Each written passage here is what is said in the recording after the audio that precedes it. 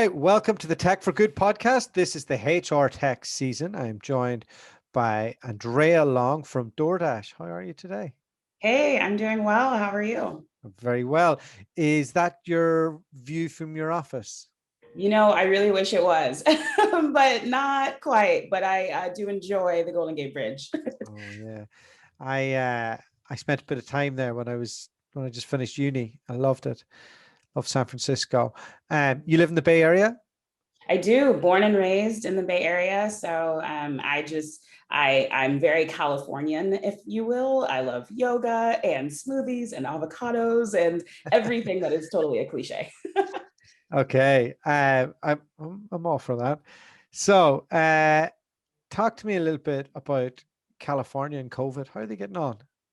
Yeah, it's been good. It's starting to open up a bit. I think we're at 50% indoor dining. So trying to just get used to being around people again is really my main focus right now. But I've been home mostly. I have the privilege of being able to work from home with DoorDash, which is really great. So yeah, excited to get back to outdoor living as well.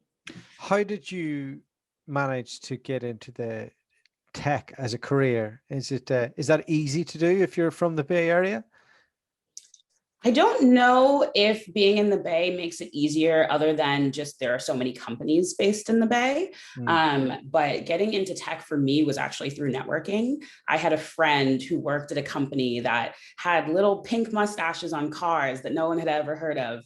And her and I went to high school and college together. And I reached out and said, hey, I see this role. I think it'd be really perfect based on my background. I would love to get in. And that ended up me working at Lyft. And it was Lyft Ah. before it was Lyft, if you will. So I definitely think networking and just having people that I know in the Bay Area probably did help out quite a bit.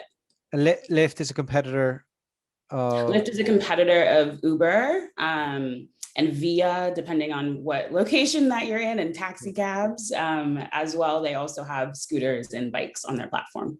So was that a crazy time getting to work for them in early days? It was. I was there between about 2016 to 2019. So it was really the rise of the company. Was there for the IPO and Oh. a lot of just growth of the rideshare industry in general. So, when you're building something from scratch that no one has ever done before, it's just a lot of learnings, it's a bit of a roller coaster, if you will, a lot of ups, a lot of downs. Did you feel like you were on a mission to beat Uber? I did. It's an interesting question. I think that most tech companies try not to be competitor focused, but in the end, it's really about how we can be first to market with a lot of products and how we can beat our competitors and win that market share. So I do think that because Uber and Lyft are the top two ride sharing companies in the US, it definitely was a sort of battle to the end. Yeah. And was it there that you got into diversity? It was. I actually started on the marketing team. So I worked in event and partner marketing. Mm. And in my sort of free time, I led the Black Employee Resource Group, which meant that I was partnering a lot with recruiting to see how we could increase the representation of Black employees at the company. And after a couple of years sort of volunteering in that role, I pitched a new job, wrote a description, and made the switch into the recruiting team and specifically working on diversity and inclusion work. Um, why is it so hard to get Black people into tech companies? There's plenty of Black people and there's plenty of tech companies, right? Yeah, I mean, it's a great question. My short answer would be bias. I think that there's a lot of biases that people are aware of and some that they aren't. And even as a lot of my job is to bring underrepresented people to the top of the recruiting funnel. Mm. But if we don't address the biases throughout the recruiting process, they will continue to drop out and folks will continue to hire people who look like themselves, similarity bias, affinity bias. We are drifting towards people who went to the same schools as we did, who grew up in the same neighborhoods, who worked at the same companies. And so because of these biases, I think that is a main challenge. How idealistic were you when you took on the job at first? um, I'm honestly sort of a pessimist. So I don't know that I was ever super idealistic, but I definitely was more idealistic than I am now. Yeah. I think that I've seen a lot and I really hope that change comes, but I don't know if it'll happen in my lifetime, if I'm honest. What's the biggest barriers to change? What's the biggest, Barriers say to that the again? change? Like The why do you biggest think that? barriers to change. I think the biggest barriers to change are the people at the top who are in power have to relinquish some of their power in order to give others equitable chances. And Mm. so until we as a human society stop being a little selfish and start to think about others, I definitely think that people's sense of ownership and sense of, well, I worked hard to get here and you can too, these are the kind of things that sort of get in the way of thinking about others and the challenges that they face that are preventing them from reaching the same places. So break that down for me. So there's a job comes up and not enough black people apply for it, or lots of black people apply for it, or they don't even think about it, or is it Yeah. is it a confidence issue? Is it like what where does the problem start? Where does it finish? Yeah. So we can even start with first, how is the job description written? Do you include something that says 3 to 5 years of experience or 3+ years? That small detail will help determine who applies to the job or who sees themselves as a fit, right? So it's about the language that we're using in the job descriptions. And then it's about where this job is posted. Are we only posting this role on LinkedIn and maybe some of the other job aggregators? Are we posting it in places like Slack channels where different communities are meeting or different community organizations and groups that are happening offline? Are we relying just on our network and only interviewing people that we know? So I think that the question is interesting because it's more about the process than the people. I do think that we are seeing some data around the number of applicants that we're receiving, obviously, but the demographic data, we still need more of it. A lot of folks, especially people of color, Black people, are hesitant to fill out the demographic information as they think it might negatively affect their interview process. And so we need to also educate people to say, we need this data to support the programs that we're building to build more equitable pipelines and interview processes. So I think there's a large number of reasons, but I really do think it starts with what is written in the job description and where it's posted. What if I was to put you in a more senior position? Let's say I, I'm the guy with a big bag of money. That sounds nice. I'm not though, but if I was, I'd be like, Andrea, love your idea. Your MVP is just great. I think you're actually going to solve this lift sharing whole thing. Like it's better than the other two. Here's a big bag of money. Go build your company in the way that you see it. How would you go about spending that money to make sure that your product was built, but yet that you were able to get a diverse workforce? Yeah. If money were of no object, I would go slower, frankly. So I think that I would utilize that money to have a longer runway to hire people in a more thoughtful, strategic, slower process in order to mitigate against some of those biases where people of color, women, non-binary people are dropping out of the process. So you'd slow it down. I would, because, working in tech specifically, it's always a race. It's always who is the first to market? How can we beat what the competitor is doing? How can we drop this new product? And because of that, then the recruiting efforts are also pushed to go quicker. And the quicker that we go, the less structured that the interview processes are, and therefore the more bias that can creep in. So again, if money were no object, I think that reducing this push to say we have to do this today, right now, and having more time to have a more thoughtful process would definitely be what I would do. And that because money is an object and time is of an essence. What would you do in that scenario? What type of things can you go about like implementing? Yeah. So, I mean, that question is really getting to the root of what I am doing, right? Like what I am doing in my role, because time and money are a pressure point. So I definitely think, like I mentioned, the job descriptions is the number one thing. Partnering with external organizations. So to give you an example, there's an organization in the States called Sisters in Sales. It's women of color who work in the sales industry, and they've created an amazing organization that both supports and helps promote women of color in sales roles. And so being able to partner with them to say, how can we as a tech company provide you education or resources that you need? And also, how can we work together to get your members employed at our companies? And so I definitely think investing in community-based organizations is definitely something all companies should be doing. And then also focusing on the structured interview process, like I mentioned before. So are we having kickoffs for every single meeting, or every single role rather, where we talk about what we're looking for in this candidate and what we are hoping their strengths are and how we're going to prioritize different skill sets? Are we making sure that the interview panels are diverse as well as the candidate panels? So making sure that, for example, I identify as a Black woman. If I'm interviewing at a company, I'm not just interviewing with white men. How am I, being able to see myself at that company as well? And for you, putting in these processes in companies, what type of challenges do you come up against? Like, do they see you come and going, oh no, here she comes. Oh no, I'm sure some people do. She's gonna rip apart my shortlist again. like that's a tough job, because you have to call bullshit. Like, are we really for this, or am I just the token person here? Absolutely. And that's a battle that I think most people who work in the industry that I do face is, are you really wanting to create change? Are you really wanting to create impact? Or are you trying to check the box in order to say you did and you tried?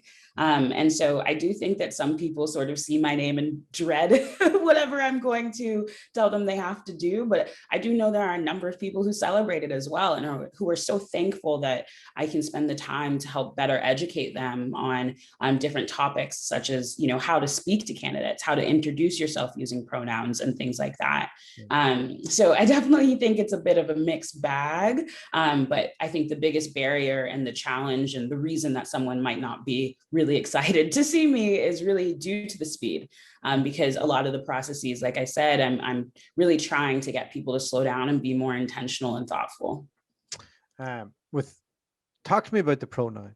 It's I'm an Irish guy from the countryside. I'm well traveled, but it feels alien to me, the pronouns thing. Yeah, educate me. Absolutely. What should I be doing? What should I not be doing? Who should I be doing that to? Absolutely. So I think that it's really important to not sort of force anyone into it, but really to make the choice yourself. So when I'm introducing myself, I say, hi, my name is Andrea Long. I use she, her pronouns. How are you? Or what's your name? And so I think to not push someone to say, what's your name and what are your pronouns, like allowing people space to share that with you, makes them feel like they can choose, which is important. But overall, the reason that pronouns are important to me in my life is I have friends who identify as non-binary or as trans. And so they are often misgendered and spoken to just in derogatory or in the wrong way. Yeah. I also have a friend who identifies as male. He's a man, but he has a really high-pitched voice. And so when he interviews, people often, say, thank you, ma'am. Or if he's on the phone with customer service, like they just assume that he's a woman because of the tone of his voice. And so I think that it's really important. Pronouns are important to remove assumptions. All we're doing all day is looking at people and assuming things, making judgments. Yeah. And so to be able to share your pronouns, you're just sharing how you want to identify. Yeah. It's also why I very strategically or very specifically say, hi, I identify as a Black woman, because I don't want people to assume. You have no idea, I have no idea that you're Irish until you tell me. And so I think it's important that we're removing these assumptions to make people of all identities feel included. Do you use those pronouns socially as well, outside of work? That's a good question. I do. I won't say that I do it every single time. It definitely depends sort of on the setting that I'm in. You know, if I'm casually at a bar talking to a waiter, like I'm not gonna say, "Hi, my name is Andrea. I use she, her pronouns." But I definitely, as I'm meeting new people and networking, and Yeah. I'm in different environments, I am trying my best to put my pronouns on my email signature and on my LinkedIn page and on my name tags if we're doing in person. And you can even see it here on my Zoom. So it's really just a professional thing then, rather than a social thing, or is there certain, like if you were at a house party and you're like, it's a dinner party, like let's say it's kind of somewhat formal, and Mhm. there might be some people from work that might not, you don't know, or whatever. Do you then introduce yourself like that, or Yeah, I think that you're totally spot on. I think it started in, at least in my context, and I definitely am not a historian here, but yeah, it started in the professional realm, and I think it's starting to go more into the social realm. So while it might not be happening now, I do anticipate the next few years for that to become more normalized. well, I'm asking you because like it'll happen in San Francisco like 20 years before it's going to happen Yeah. here in England, or another 50 before it happens in Ireland. Like so, but it's a I just think those social changes are really interesting. I could never see it coming. Um, I mean, even like think about how we're having a conversation right now about diversity and inclusion. You know, think about how I'm able to sit here and say, like, as a Black woman, I experienced XYZ. These are things that also didn't necessarily happen socially or professionally years ago, because these are things that, you know, my parents and my grandparents, you just didn't talk about. You just sat there and accepted what you had and didn't push, as to not sort of ruffle the feathers. So I think that there's going to be a lot of social changes, and sort of evolutions over time in language, and pronouns are sort of the next one coming. so you ruffle feathers for a living. Right. I try, I do try to a little bit. No, it's really good. And what, like ultimately, what do you want to achieve in your career? Where do you want to go with this? Yeah, for me, helping build equity into tech companies is really where my focus is. So whether that is an equitable recruiting process, whether that is Explain what equity means to you. absolutely, thank you.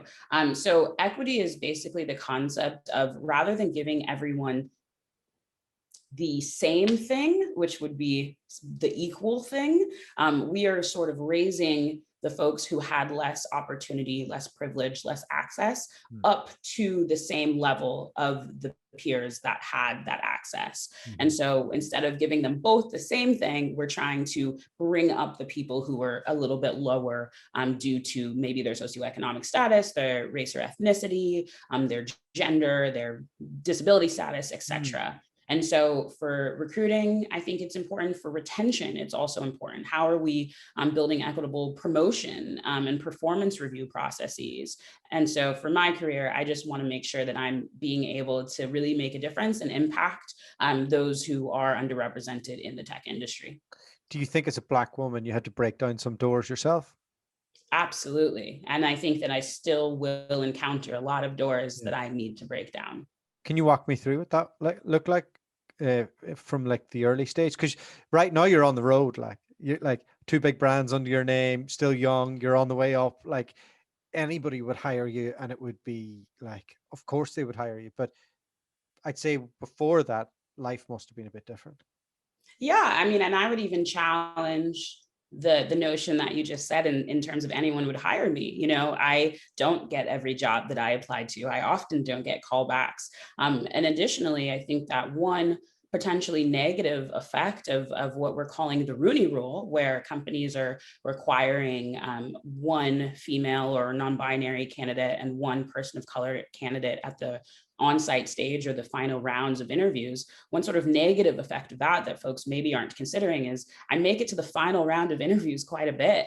and often feel like it's maybe a check the box. And so I definitely think that in my career, barriers that I've had to face and the doors I've had to break down are really changing the perception of who I am and what I can bring to the table as a Black woman. I am That can, loud and I am opinionated and I am very direct and honest with people. And, if I identified as a white man, that might be received differently. But because of the way that I speak, it's often, you're too harsh and you need to be a little bit more sensitive to other people's feelings and you need to slow down and say kind words before you tell them the results, like just really silly things. yeah. I think you just And need to move to New York. I know, people ask me a lot if I'm from New York. It's actually really funny. Yeah, yeah. I remember early Forget in my about ethnicity. Like you just fit in just fine there. totally. When you're sitting in the interview process and like give me an example of like think about it, like when have you felt like you were just there to check a box? And how close Mm. were you to like throwing a chair at them? Yeah. So I can always tell based on the length of the interview, and like the number of questions that they ask. So if I just get like one or two quick questions and they leave me 20 out of the 30 minutes for me to ask questions to them, to me, that sort of signals that they've already decided who they're going to interview. And they're just here to sort of go through the process and go through the motions. That's so infuriating. That's That is accurate. Yes, it is I prefer absolutely. not to be invited at all. Like, Absolutely. that's And frankly, I prefer to be given a chance. yeah. Clearly, if I did make it this far, even if it was sort of a performative action, I do have the qualifications and I could be well suited. And to just not be considered because you've already sort of picked in your head who you're Yeah. hiring, it's a shame. Would you not call bullshit in that moment? Ooh, I think that I'm working I up think to you will that. after this.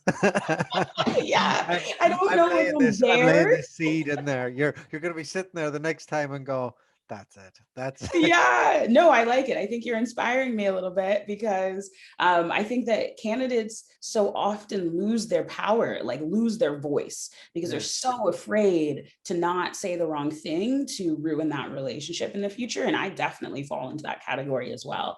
So I like the seed that you're planting and definitely could see myself pushing back a little bit in the future.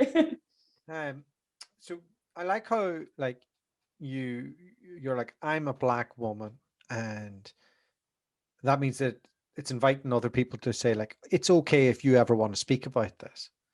Um, what's that like in tech companies? Are people quite afraid to like be out there about I am this? Like how do you work that from a professional perspective? Because you just in the UK you just wouldn't speak about it, like, Mhm. or at least when I don't know. It seems like a really difficult, especially all the stuff that's going on in America this last year. Like it's super tough to know how to play that. Absolutely. I think that for me, it's important to create the space for other people to share as much as they're comfortable with. Yeah. And often what I find is people are afraid to say anything because they don't want to say the wrong thing. And so what I try to do is encourage people to speak and make mistakes. And I often will make mistakes when I'm speaking as well. I'm still learning and growing in this Yeah. space. And for example, I was speaking to a recruiter recently who was saying, I interviewed this diverse candidate for XYZ role, and I want to know how I can get more diverse candidates into the pipeline. And I said, I'm definitely going to answer your question. But before that, I would love to tackle just the language that you use there. Diverse is a word that is used to describe groups of people and not an individual. So in that instance, when you said I interviewed a diverse candidate, did you mean to say an underrepresented candidate? Did you mean to say a woman candidate or a female candidate? Did you mean to say a veteran candidate? Like, did you mean to say a native candidate? What did you mean to say? And can we make it more specific so that we're not using the words incorrectly? Yeah, they were just thinking of their drop down stats, really, weren't they? Exactly. And to just label every individual who is It- non-white and yeah, non-male as diverse is just like not grammatically correct, and it's just wrong. it's tough. I mean, the best way you can solve these things, well, one is from the ground up, but when you're doing the hiring process, it's to specifically headhunt people from that and Mhm. getting that data and then running a recruitment process around that and then testing them in the interview process along with the others. But the equity piece is super interesting. I didn't quite fully get that. So let me delve into that for a second. I'm interviewing for a role and there's a black woman interviewing for a role. And I went to private school. I didn't, but let's just say I did. And I've had every advantage, right? They haven't. Does equity mean that you're scoring me as having a 20% advantage, and therefore if she doesn't do 20%, or if there's only a 20% gap in us, then she gets the job? Or So not quite. So in that example, what equity would mean in that process would mean potentially spending 30 minutes to an hour prepping that Black woman for the interview, for things that she might not be as familiar with as someone who potentially went to top tier universities and private schools. So things like make sure you have really specific and intentional questions at the end of an interview. It's yeah, not just about them interviewing you, like you have to interview the company, and really encouraging that person in how they're structuring their answers and their responses in the interview. So it wouldn't be necessarily a scoring difference, because we want to score everyone in the same way to have a fair and consistent process. But maybe we're spending more time with the underrepresented candidate okay, to prep them for that interview. okay, all right, okay. So that I suppose I'm glad I asked that because I wouldn't have had a clue on that. What else does it mean? What other type of things do you do? Yeah. So I think that an interesting example that I heard recently, it was a company, another tech company in the Bay Area, and they are spending the first 30 days of an open role only sourcing women, non-binary people, and people of color for their roles. And so it's not saying they're only interviewing or only hiring those groups, but they're spending really intentional time sourcing for those candidates before they source for all candidates. And so that would be another example that I think is a really interesting practice. Well, yeah, and engaging in headhunters who only look for that, Absolutely. Yep. like us, in case anybody's listening wants to give fuel searches on that. Um, you are not only an employee, you're also an entrepreneur as well, hey? I am. I Got your am. I hustle think on? I hustle hard. A lot of early mornings and a lot of late nights, and a lot of multitasking. What type of stuff are you out there building and selling? Yeah. So I have a business called Firewood Events, which I've been running since 2012, where I'm planning weddings. I am doing corporate events and conferences and private parties. So that's all wedding and event planning. And then I just launched what I'm calling my like COVID baby, my little pandemic business. In November 2020, I launched with my cousin a business called Swag by Asayo. So as an event planner, you often are giving attendees really just throwaway swag. We're generating so much waste through little branded pens and hats and notebooks and things. And so wanting to replace that concept with providing products from Black and Latinx owned small businesses that people will actually use, you know, whether it's a body butter or a mug or coasters or a diffuser to make your room smell better, products that people will really use and they can then repurchase, and we can promote the growth of these small businesses. All right, great stuff.